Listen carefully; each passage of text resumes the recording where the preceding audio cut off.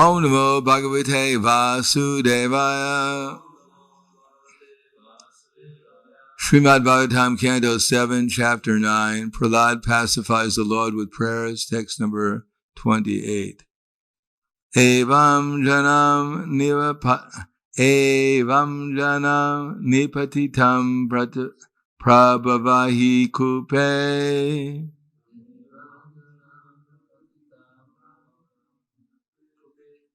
Kama bikaman anuyak prapatan prasangat.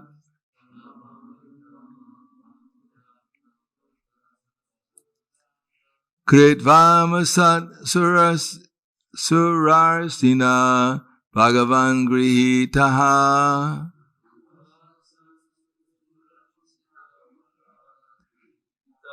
Soham kadam nu visrije tava britya sevam. Evam jana ninapatam prapabhavahi kupe. Kama bikamam anuyak prapatan prasangat.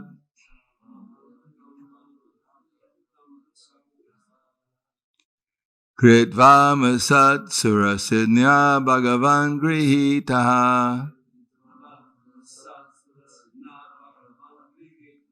Soham katam nuvisrije tava britya sevam.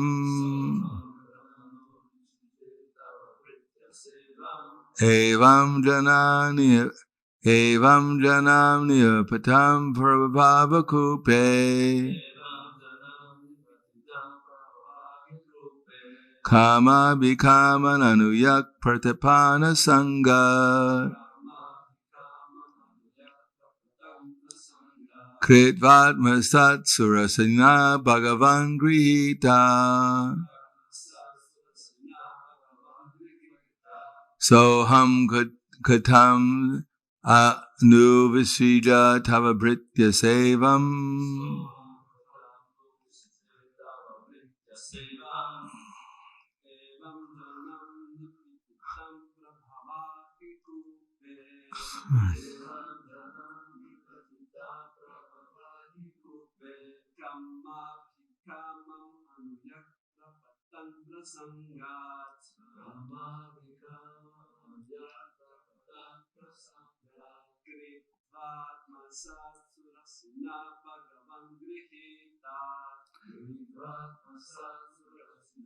Bhagavan grihita.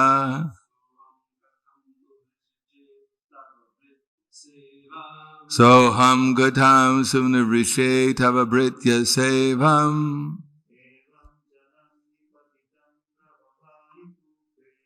Evam jana pratipatam prabhavahi kupe. Kama bikama nuyak pratipana sangha. Kritvama satsurisina bhagavan grihita. Soham gatam sunavrishyate tava britya sevam. Evam, thus, janam, people in general, nipatitam, fallen, prabhava, of material existence, ahikupe, and a blind well full of snakes, kama adi kamam, desiring the sense objects, anu, following, ya, the person who, prapatan, falling down in this condition, prasangat, because of bad association or increased association with material desires, kritva atmasat, causing me to acquire material qualities like himself, Sri Narada.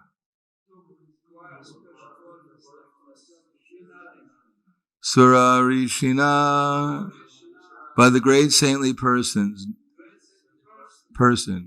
Narada, Bhagavan, O my Lord, Grihita, accepted, Sa, that person, Aham, I, Katam, how, Nu, indeed, Visrijay, can give up, Tava, your, Britya Sevam, the service of your pure devotee.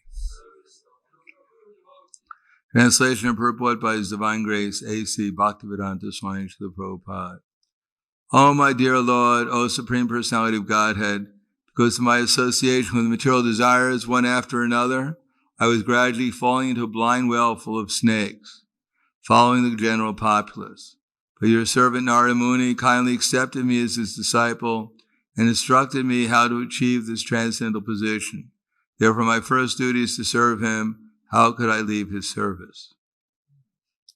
Purport, as will be seen in later verses, even though Prahlad Maharaj was directly offered all benedictions he might have desired, he refused to accept such offerings from the Supreme Personality of Godhead. On the contrary, he asked the Lord to engage him in the service of his servant, Narada Muni. This is a symptom of a pure devotee. One should serve the spiritual master first. It is not that one should bypass the spiritual master and desire to serve the Supreme Lord. It is not the principle for a Vaishnava. Narottam Das Thakur says, Tandera Sharana Sevi Bhakti Sanivas Janme Janme Hai E Abhilas. One should not be anxious to offer direct service to the Lord. Sri Chaitanya Mahaprabhu advised that one become a servant of the servant of the servant of the Lord. Gopi Bhartu Pada Kamalayor Dasa Dasa Anudasa. This is the process of approaching the Supreme Lord. The first service should be rendered to the spiritual master, so that by his mercy one can approach the Supreme Personality of Godhead to render service. While teaching Rupa Goswami, Sri Chaitanya Mahaprabhu said, Guru Krishna Prasade Pai Bhakti Lata Bij. One can achieve the seed of devotional service by the mercy of the Guru, the spiritual master, and then by the mercy of Krishna, This is the secret of success.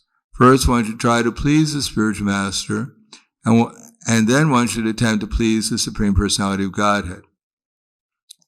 Vishwanath Chakravarti Thakur also says, Yasya prasada bhagavat prasado. One should not attempt to please the Supreme Personality of Godhead by concoction. One must first be prepared to serve the spiritual master, and when one is qualified, he is automatically offered the platform of direct service to the Lord. Therefore, Prahlad Maharaj proposed that he engage in the service of Narada Muni. He never proposed that he engage directly in the service of the Lord. This is the right conclusion. Therefore, he said, Soham Katam Nu Visrijay Tava Britya Sevam. How can I give up the service of my spiritual master, who has favored me in such a way that I am now able to see you face to face? Prahlad Maharaj prayed to the Lord that he might continue to engage in the service of his spiritual master, Narada Muni. Evam jana nitapatam pravavaha kupe, pravahi kupe, kama vikamam anuyak pratipana saprasangad, kritvatma sat surasina bhagavan grihita, soham katam nu visrijay tava britya sevam. My dear Lord, O Supreme Personality of Godhead, because of my association with material desires one after another, I was gradually falling into a blind well full of snakes, following the general populace. But your servant Narada Muni kindly accepted me as his disciple and instructed me how to achieve this transcendental position. Therefore, my first duty is to serve him. How could I leave his service? Namo Vishnu Padaya Krishna Prasthaya Bhutaya Srimate Bhaktivedanta Swami Namane Namaste Saraswatam Deve Gauravani Pracharane Nirvishesha Srinivadi Paskyatyade Satarne. Well, the message in this purport is quite simple, that one should serve the spiritual master. Now, the question is, who is the spiritual master? Here we find Prahlad Maharaj, he's asking for service for his spiritual master, Narada Muni. Now, there was no official initiation between Prahlad Maharaj and Narada Muni. It wasn't that Narada Muni made a fire sacrifice and Prahlad Maharaj from the womb of his mother threw in the grains. And he got the name Prahlad Maharaj. The initiation was by hearing. Actually, that's actual initiation. The other things are formalities meant to help us hear better. Now, of course, we may think we're already hearing, but if we heard, then we wouldn't be in Maya. Because we're in Maya, that's proof that we can't hear. We can hear, but we don't hear correctly, that's all. We don't, because if we heard correctly, then we'd see correctly. And if we saw correctly, then we'd act correctly. And if we acted correctly, we'd have realized knowledge. Therefore, unless we realize at least Brahmeti Paramatmeti Bhagavaniti Shabdite, there's some improvement we need for our hearing. Unless we realize that we're not this body, that we're eternal, that Paramatma is all-pervading, including within our heart, and that the ultimate goal of life is Bhagavan or Krishna, it means we haven't heard. And hearing implies we've accepted. You can't hear something you don't accept. If someone says that, I want you to give me all your money immediately, everything you have, we wouldn't listen to them. Which means that we don't hear them because we don't accept what they're saying.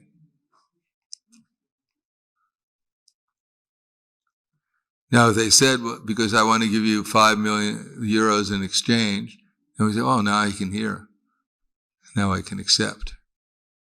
So, Shushusho Shadadanasya Vasudeva Kataruchi.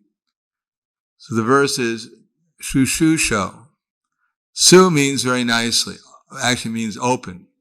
It means open to hearing, but Shushusho means open to hearing with the idea of doing something. If we hear and we have no intention to do anything, then not only we haven't heard, but we're going to forget about what we just heard immediately. Now we actually have a real interest in what we're hearing. We're inquisitive.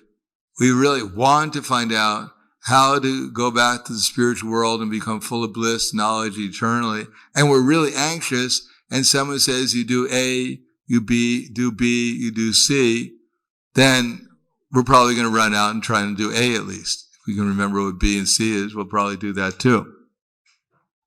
Because we really want to do it. Just like we want to bake a cake, then we saw some cake in a recipe book, and we really want to bake that cake, then we're going to study the recipe quite carefully and follow its directions. Now, if we don't follow the directions, we just want to get a cake like it says the picture is, and we don't follow the directions, you're not going to get a cake like the picture shows. You'll get something, but probably no one's going to want to eat it, including you. Therefore, the bona fide spiritual master is one who knows something about Krishna. Now, actually, there are two kinds of spiritual masters, as Prabhupada relates. One who's actually in transcendence and sees everything objectively. What does objectively means? That when he reads the Bhagavad Gita, that's how he sees everything he sees, according to what it says in Bhagavad Gita. There's no difference between what he reads and what he sees. Now, if we read Bhagavad Gita and Krishna says, Vidya Vinaya Sampane Brahmani Gavi Hastani, Shuni Chaiva Swapake Cha, Pandita Samadarshanaha. that the learned and gentle Brahman, the learned sages by virtue of true knowledge, see with an equal vision the learned and gentle Brahman, the cow, the dog, the elephant, and the dog eater, then do we really see that way? Honestly, do we actually see all living entities, the soul within the body of every living entity, and we don't at all identify with the gross and subtle bodies of these living entities? Is that the way we see things? Now we say, yeah, of course that's why, because I'm a devotee. I'm living in the temple and I shave my head and I have tilak. I must see things like that.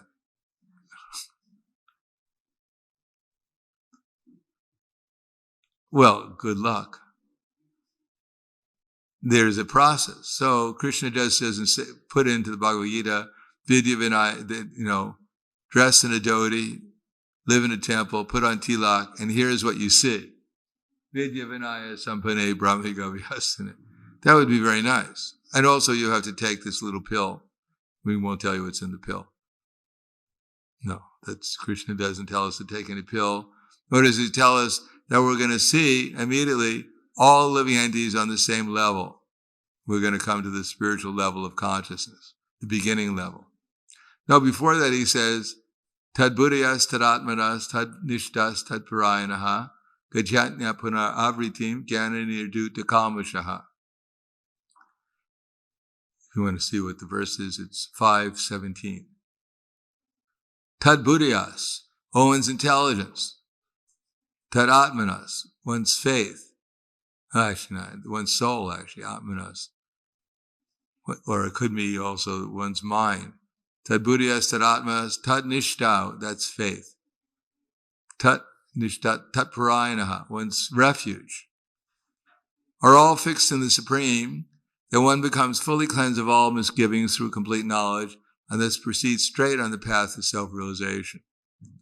In other words, in order to see like that, we have to follow the process of putting our mind, our intelligence, our faith, our refuge completely in Krishna. Good, but how are we going to do that? Sounds easy. Yeah, today I'm just going to put my intelligence in Krishna. We don't even know where our intelligence is most of the time. What to speak of putting it in Krishna? Or what to speak of our mind? Right now, if I asked everyone in the room here, what are you thinking about? We see a couple asleep. They're dreaming. Hopefully Krishna. And others, are we actually seeing the four-arm form or the two-arm form of Vishnu and his pastimes in our heart right now? Where is our mind? Is it fully fixed in Krishna? What about even our intelligence? Are we seeing everyone here, everything here in relation to Krishna? Every time we twirl one of those ghee wicks, are we in ecstasy, thinking it's Krishna's energy?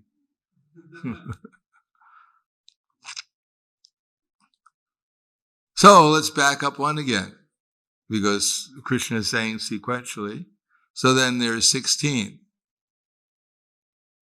Yanena tutar agyanam ne yeshanashtam atmanha teshamadityavat jnanam prakashiti tatparam. Is that right?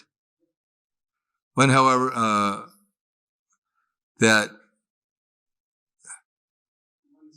when one is enlightened by the knowledge by which nescience is destroyed, then his knowledge reveals everything, just like the sun lights up everything in the daytime. So now we're hearing about knowledge. We're supposed to get knowledge. And if we get that knowledge in our heart, if we get that awareness, that consciousness, then everything will be seen properly. Now we have to back up a little bit here, because where do we get the knowledge? So will Krishna tell us in the next verse, in the previous verse, does he tell us where the knowledge comes from? No. But he does give us some indication. There's progression. So Krishna says in the previous verse, Nadate kasichet papam, na papam sikritim vibhum, agyane navritam jnana, tena muyanti jantava. When, however, the Supreme Lord, however, does not accept anyone's sinful or pious activities. The embodied beings, however, are bewildered because of the nescience which covers their real knowledge. that right? Good translation? Yeah.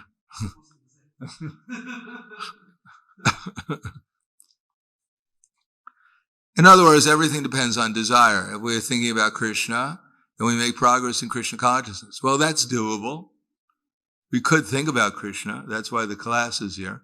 That's why we keep on saying Krishna. That's why in Prabhupada's verse, in purpose, he keeps on saying Krishna. If you look in 1865, the word that he says the most is Krishna. Krishna. Yes, see? We've memorized part of the sloka.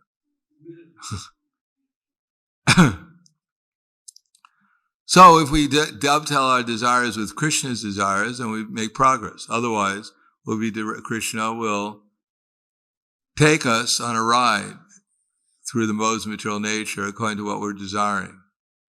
We're desiring, Krishna he makes the arrangement to fulfill our desire, either spiritually or materially. All right, so why should I desire Krishna? What is the reason? The kartrivam, the karmani, lokasi srishti prabhu, the karma pala samyoga, svabhavasta pravartate. The embodied soul does not create activities, nor does it induce others to act, nor does it create the fruits of the activity. All this is enacted by the modes of material nature. So this is attacking our false ego. If we want to guard our false ego, don't listen to the verse, because your false ego will become very upset that we're not doing anything. All the things we're thinking we're taking credit for, forget it. It's all being done by either the spiritual energy or the material energy, but the soul is either doing not anything nor is he entangled, really. But he's desiring, and that's why he gets into trouble. So we have to back up one verse more. Sarva karmani manasa sanyasyasti sikambasi naiva dvare pare dehi naiva koravana karya. The embodied soul, master of the city of his body, does not create activities. The embodied soul, master of the city of his body. Something about renunciation is next. Renouncing all the fruits of his activity does not become the doer, nor is he subject to the reactions as the results of his work. His nature and completely, that's all activity.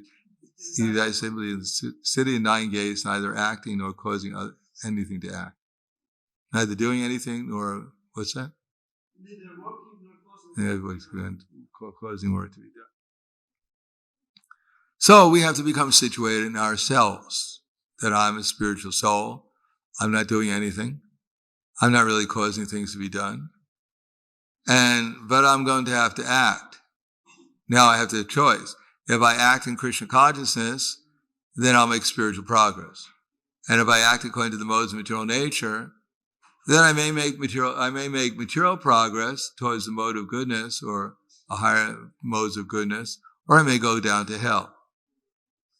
Most people are not being trained up to go to the heavenly planets. They're being trained up to go to hell. But sarva karmani manasa sanyasyaste sukambasi naiva dvare pare dehi naiva koravana karya. When the embodied soul, master of the city of his body, renounces all activities, is that right? Mentally renounces all activities. He neither sarva karmani manasa. So that's sarva karmani sanyasyaste sukambasi. The embodied soul, master of the city of his body. Is that he's the master, it says? Controls his nature. There's all activities. Sarva karmani manasa sanyasyasti sukambasi. Actually, the word vasi means to control. Control his nature. Yeah, the previous translation was master of the city of his body. But here they just changed it. Controlling his nature. Same thing. Different. Decided to change the word, so. Neither acts nor causing action to be done. Renouncing the results. In other words, we should not think about the future. Of course, we have to plan sometimes. That's also an activity, planning for how we're going to serve Krishna. But not be in anxiety. What's going to happen? We know what's going to happen. We're going to die pretty soon. You don't have to worry about what's going to happen. It's sure to happen. We're going to grow old. We're going to become diseased, and we're going to die. So there's no need to worry about it because it's not going to happen to us. In the meantime, make the best use of the bad bargain and utilize this opportunity to serve Krishna. So we mentally renounce the results of activities, control our nature. Control our nature means our senses want to, for instance, we're sitting down to eat prasadam, and our senses say, just one more. And the mind says, yeah, I agree with the senses entirely. You must get one more. If you don't get one more, I'll be very sad and disappointed. I'm going to complain the whole day to you that you didn't serve me. I'm not going to give you any peace. Okay, I'll serve you. Oh, I ate too much. Oh, I'm sorry, I also feel bad now. No, we have to control our nature. We have to see what body we have and then act accordingly with intelligence. And renounce the results of activity. It's not that I'm doing so much and I deserve so much. Because Prahlad Maharaj, he doesn't want any benediction. He just wants to serve his spiritual master who gave him the instructions how to serve Krishna. Now we can go back one more verse again. How do we mentally renounce all activities and control our nature, live happily in the city of 9 gates, neither working nor causing work to be done? So the previous verse is, what does it start? Yukta karma palam tyaktva shanti matnoti naishkikim ayukta karma karena pali sakti navadhyate. So the first word is yukta karma palam tyaktva. Renouncing the results of his work. Yukta karma palam tyaktva shanti matnoti. He becomes real peace. One who becomes attached to the results of his work becomes not very peaceful, becomes unhappy, I guess, entangled.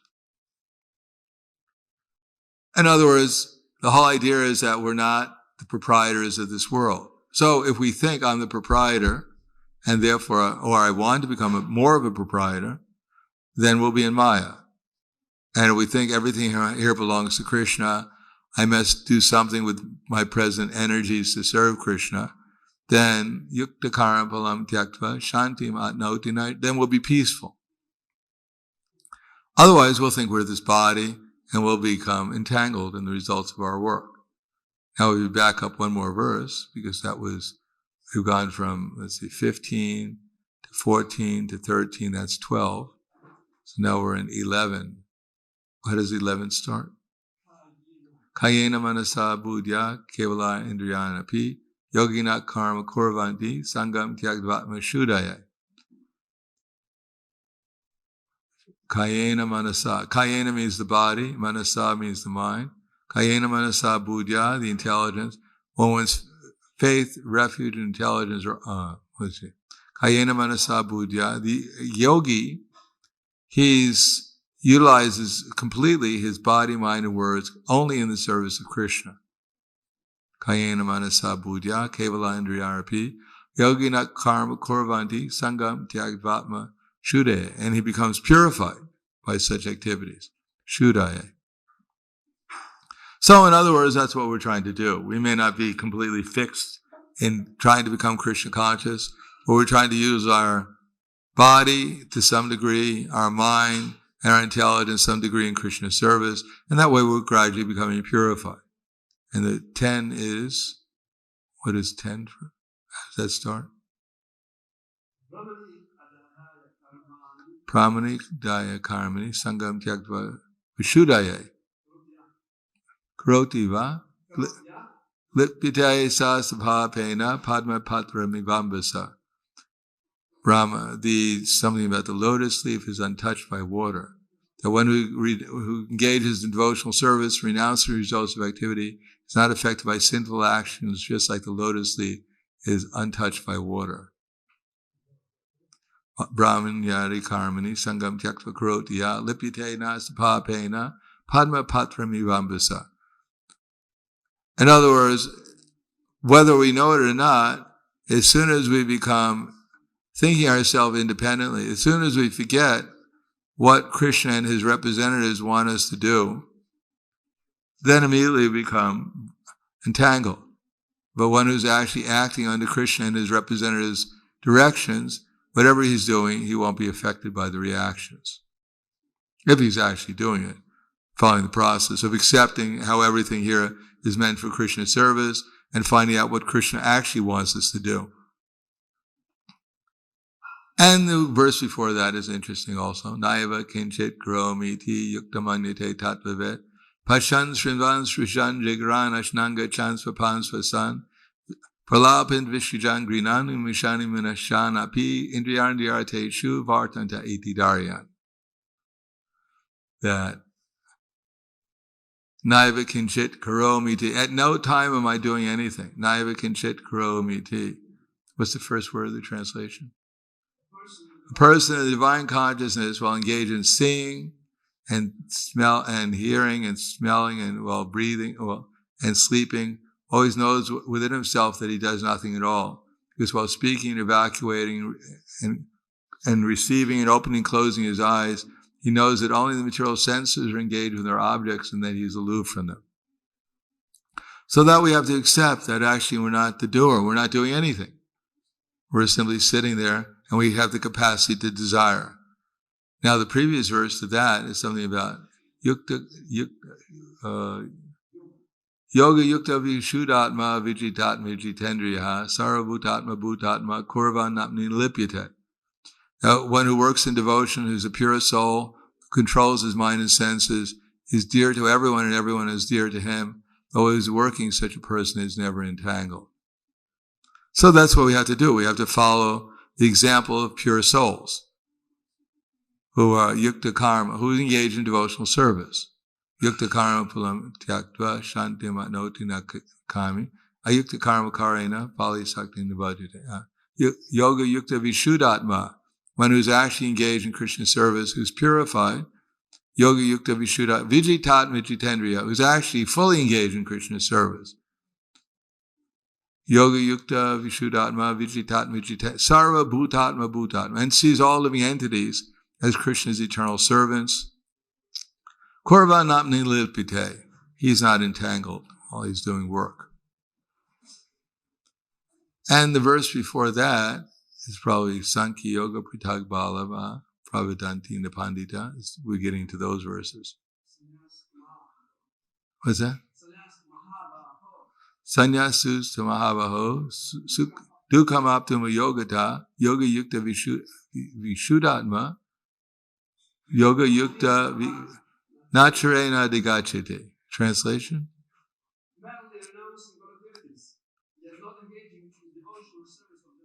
Cannot make one happy. So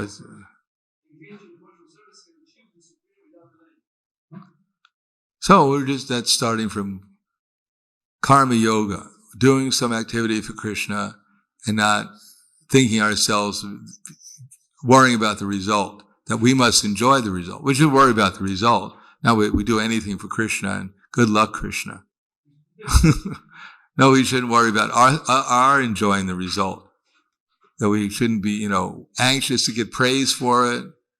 We shouldn't be anxious if it's going to be successful, if I'm going to gain something for it. No, we should do it for Krishna and thinking Krishna will gain. Krishna should be glorified. And then the previous verses to those must go into Yat Sankyas Prapyate Stanam Tad Yoga Pikam Yate Ekam Samkyam Kiyogam Cha Yak Pashyati Sapashyati. And Sankhya Yoga Ita Bhava Pravadanti Nibandita Ekam Apyasita Samyak Ubayabhirite Suam. That only the ignorant speak of karma yoga as being different from Sankhya yoga. That one who knows only the ignorant speak of Sankhya yoga as being different from karma yoga. One who knows the aim of one, of both, achieves something about both. What is the translation? Well, to one of these paths achieves the results of both. Only the ignorant speak of Sankhya Yoga and Karma Yoga as being different. One who is learned knows that he who applies himself well to one of these achieves the result of both. In other words, by the analytical study of the material world, then one realizes I'm eternal. And after we realize we're eternal, then we can engage in Krishna service. So both of them lead to knowledge of eternality, but only devotional service brings us into Krishna directly. And then Arjuna, so we're at 5 and 6, is that right? 4 and 5. 4 and 5, is that right? And then 3 is Sannyasi yo no dveshti nakangshiti nirdvandvo hi mahabaho sukhambandha pramuchite. Something about he neither hates nor desires the results of activities, is free from, what is that? Free from what? Dualities, and is never entangled, something like that. And it's completely liberated. So this is all in regard to Arjuna's asking originally the question, which is better, devotional service or Sankhya Yoga, analytical study? And then Krishna goes over the whole elaborate, I think the first verse is Karmanam. What's the first verse? Sannyasa karma yogascha nishirasa karavavo tayustu karma sannyasa karma yoga vishishite. And then Krishna says that both karma yoga, vishendra, is that the V? No, that's the third chapter. What's the next verse? Yat sankhya prapite stanam tad yoga apikam yute ekam sakyam yogam cha yak pashyati spashyati. That's not right. Yat sankhya prapite, no. Sannyasa karma yogascha nishirasa karavavo sayastu karma sannyasya karma yoga vishishite. That both devotional service and Sankhya Yoga are good for liberation, but of the two, devotional service is better. And then the whole thing goes. In other words, we're doing devotional service, but there has to be some consciousness to it also. We should be doing it as the sequence is there. Renounce, understand that we're not the doer, that we're souls. We should be doing it to please Krishna under the direction of Krishna's representatives. Then the result is, preliminarily, we'll see everyone as Krishna's eternal servant. We'll see everything in relation to Krishna. But it doesn't end there. Even in the 5:18, Krishna he goes through Brahman realization, then he goes into Paramatma realization, then he goes into Bhagavan realization, and then he goes into full consciousness of Krishna. As Krishna is the enjoyer, Krishna is the controller, Krishna is the friend of everyone.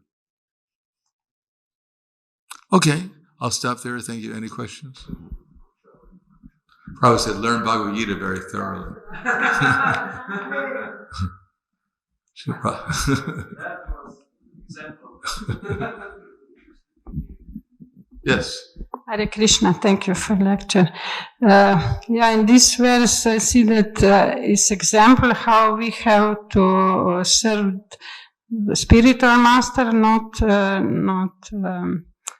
Krishna directly, but I never heard till now that Prahlad Maharaj is so fun and associated with material wishes and so fun. It's means previous life. In this life, when he's talking about falling down to the material desires? Yeah.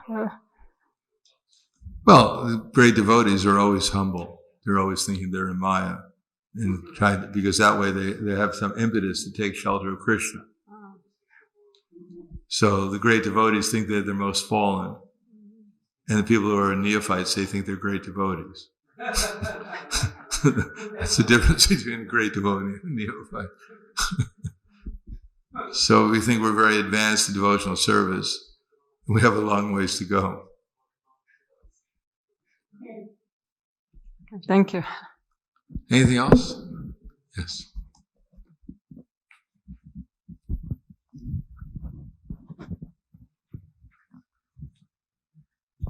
Hare Krishna. Maharaj mentioned two types of gurus. One is on transcendental level, sees as Krishna is seeing, but then maybe everyone else is relative. It's called subjective. The second type of Second guru. type is subjective. Now there are two kinds of subjective gurus. One subjective guru is one who follows everyone, the orders of the spiritual master strictly, and they're on the liberated platform. Those two types of gurus are eligible to give initiation because they're actually on the platform. Both of them are on the platform of Guru Ashraya. Unless one is liberated, one cannot be a Guru Ashraya because one is unsteady themselves.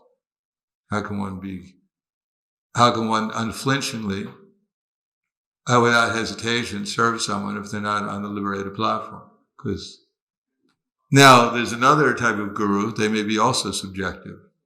In other words, but they have experience.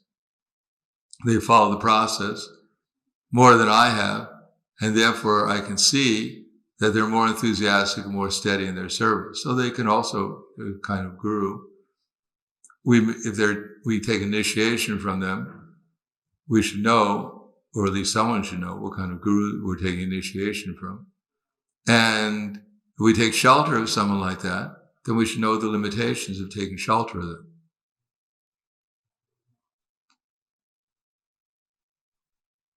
In any case, the minimum qualification is for Guru Ashraya, it's completely liberated from all material affection. Or at least on this platform, one is not influenced by material affection. Nishta. Otherwise, there's no question of Ashraya if one is not Nishta.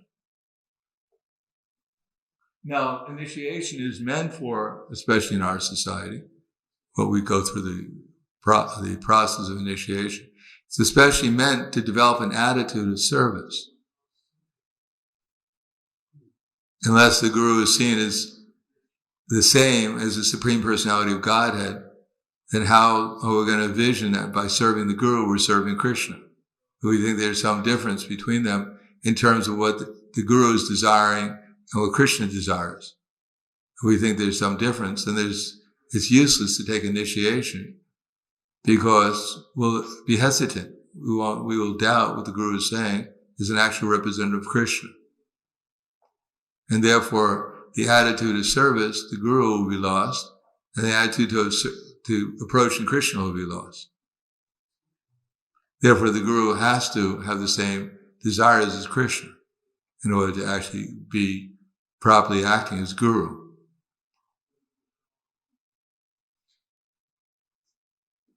In any case, that's why we have a society where supposedly our initiating gurus, whether they're Mahabhagavats or Madhyamadacharyas or Kanesadacharyas, they're not supposed to be directing the society. The society is supposed to be directed by a GBC, which is supposed to figure out what Prabhupada wanted the society, namely make the plans to spread Krishna consciousness and create the cultural revolution that Prabhupada talked about, and bring up people's character from neophyte to perfection.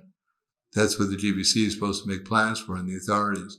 And the gurus are supposed to assist by giving enlightenment to their disciples how to practically make progress in Krishna consciousness in the society, this preaching society. Otherwise, if we have so many gurus with so many different ideas, then we're just going to have confusion. So there has to be someone who makes the plans, how everyone's supposed to be engaged, and how everyone should be seeing things from Prabhupada's books. Then we can have unity and diversity. Otherwise, we'll have confusion. Now, if we actually have Mahabhagavats in our society, then they're going to be able to encourage and give the vision that Prabhupada and Krishna and our disciple succession is given, so that we all cooperate very nicely with each other to spread Krishna consciousness, which is all we can do right now.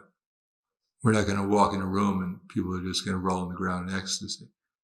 We have to actually make a plan for systematically spreading Krishna consciousness, and to the best of our ability and purity, influence people to take up the process and become Krishna conscious themselves.